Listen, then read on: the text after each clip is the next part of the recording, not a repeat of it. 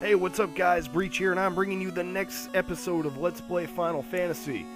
Yeah, last time we delivered the herb to the king, got the magic key, we finished up that fetch quest, beat Astos in one take, which, that really shocked me. I didn't know what to do or think right then.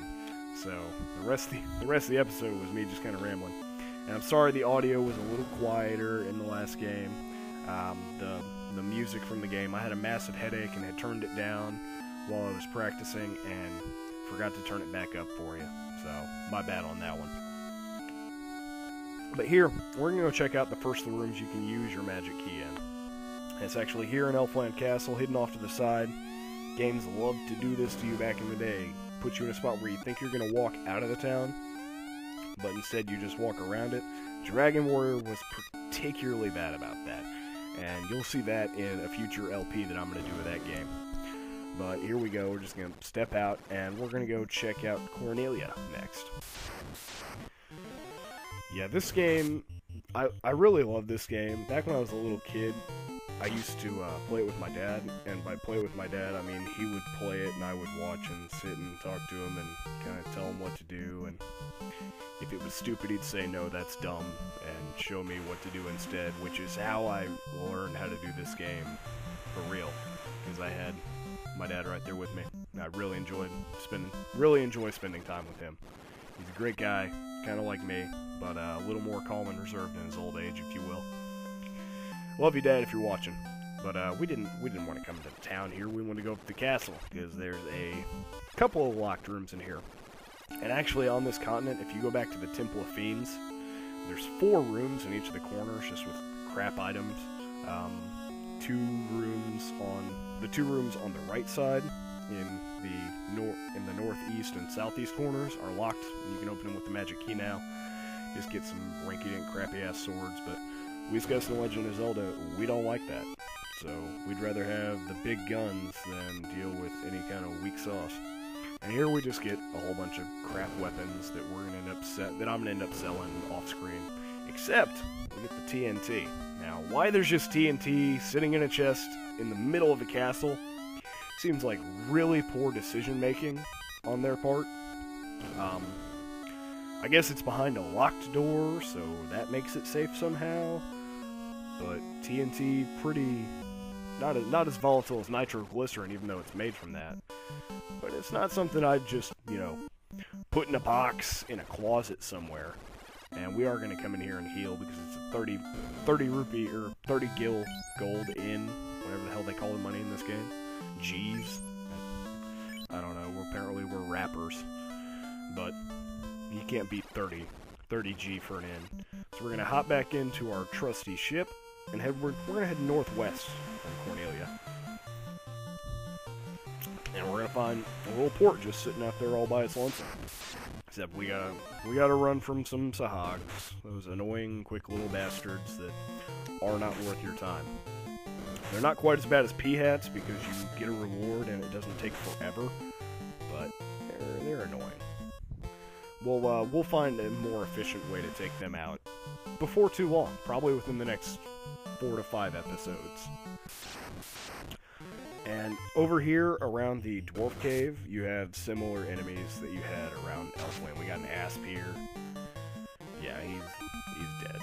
Dead as dead can be, the doctor tells me. But I just can't believe him, ever the optimistic one. If you know what song that is, let me know. It's a good one. I like it.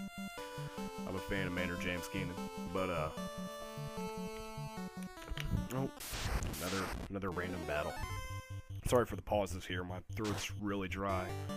I'm doing this in between class today, and I had to do a fair amount of talking in my first class to this morning. So we're going to hop into the Dwarf Cave here, and, I'll show you this real quick first. Up in this room, we got 2 chests with about 1,000 gold total, and you can actually come here before you go to Elfland, so if you're grinding up for that silver sword, you can come on over here and get 25% on your way. I don't know why I went in there. Just let that guy know. Up directly north there is a smith that way later in the game, you can bring an item to him and it'll give you one of the second most powerful swords. That's a pretty common trope in the Final Fantasy games, that you had to drop off something to get the sword made, and then it comes back as the most powerful. But we give this little guy our TNT, and he's gonna go make a passage for us. Awesome. In the GBA, you got a rinky-dink cutscene out of it, but here you just get a passage, and you get to come and loot the dwarves' treasure, the dwarven stronghold, if you will, which means the orcs are soon going to take over. And you saw we got the dragon sword there. Might want to give that to your thief. It'll be one of the best swords he can carry for a while.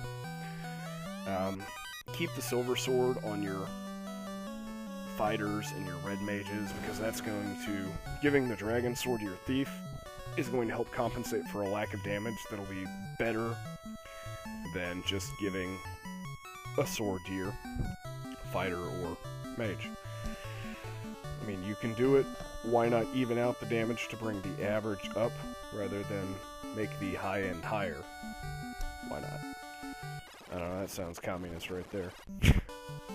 Not too big a fan of that, but we're not advocating communism. We're just advocating making all four of us as big a badasses as possible. But in a solo run, we don't have to worry about it. I'm gonna go sell that crap anyways. So, yeah, take out a snake there. Keep on keeping on. Moving back to our ship here, and we are actually going to get out of this crappy lake, head through the passage into the ocean of the bigger world. We're travelers, that's what we do.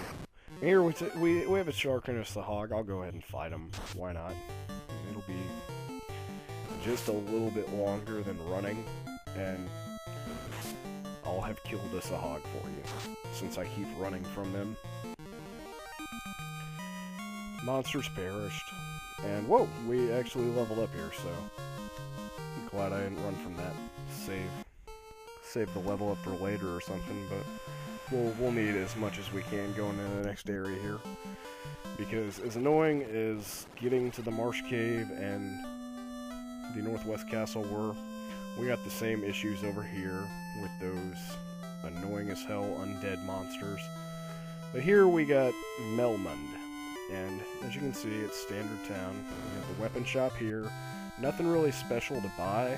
If you didn't get the dragon sword, or you just don't want to use found items for whatever reason, which is dumb, because the best items in the game are found items, you can get that long sword, but it's irrelevant compared to the weapons you should have. You have your black magic shop. Pick up Fire 3 and Warp for your black mages, once they get the spell charges for it. I think Warp they actually can't learn until they're a black wizard. I'm not sure. I don't toy around with the magic users. I'm more of a get in your face and punch you in it kind of guy. But here you got Cure 3, Harm 3, Life, Heal 2, all really solid spells. You can forego Harm 3 if you're trying to pick between for your white wizard / mage, because it doesn't do that much more damage than Harm 2. And for your red mage, you can't pick up Life or Harm 3, so you might as well just get Cure 3 and Heal 2 and Fire 3 for them.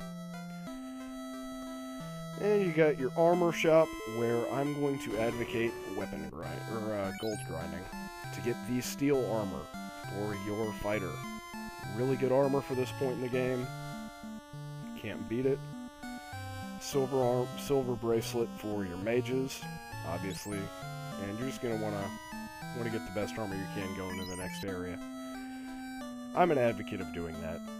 Now, it's from playing all the RPGs back in the day on the NES and other systems, because generally when you can afford the equipment in the area, you're ready to move on to the next. That's not a steadfast rule, but it's one you can follow. I'm thinking about cutting the... we have a little bit of time. Might as well go try and explore and show you where the next place is here. We'll be coming back to Melmond even after this for another side quest, so let's go save it at the end, just because I know there's crap out here that's going to mess with us and make us wish we had saved. So, yeah. Yeah, getting to this cave is a big issue, and there's a few monsters in it that can give you problems. but for the most part, it's after this it'll be easy sailing. And here we got gray wolves.